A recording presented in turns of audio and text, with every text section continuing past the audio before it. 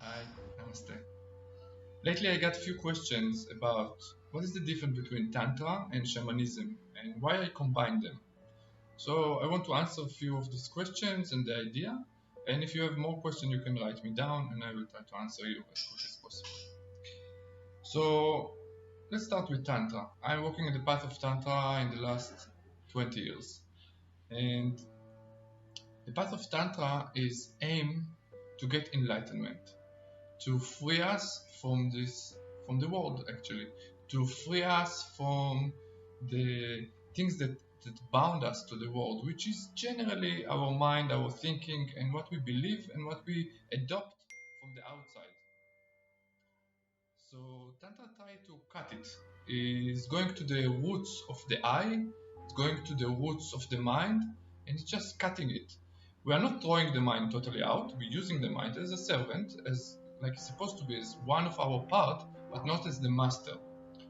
So in Tantra, what we do, we are looking for how we can get as much high or as much clean without me or ego, so I can feel the oneness of everything, which is enlightenment. And in shamanism, we're doing the opposite. In shamanism, we're diving into the story. In shamanism, we work with the tools of our mind, with the power of our mind, with the subconscious, with animals, with angels, with the powers, with elements. We are not going out of the story. In Tantra, like I said, we are going out of the story. We want to cut the story. One of the things is cut the story, cut the bullshit, cut. In shamanism, we don't do it. We are diving into the story. We are going in, and through the story, we try to find a way out from the story, from the mind.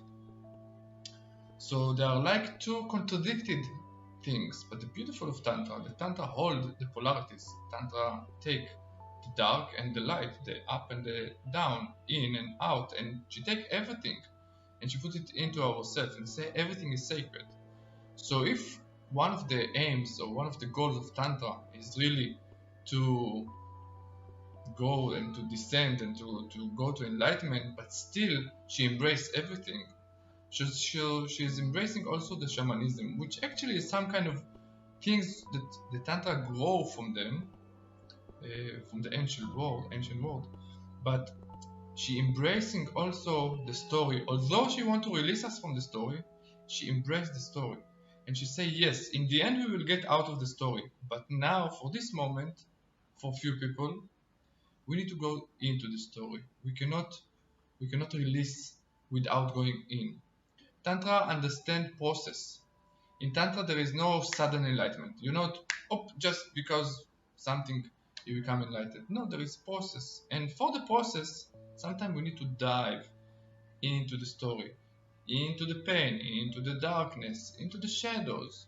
This is what we are going to do in the next workshop. We're going to work with shadows. We're going to go down into the story so we can clean and release things so we can go up again.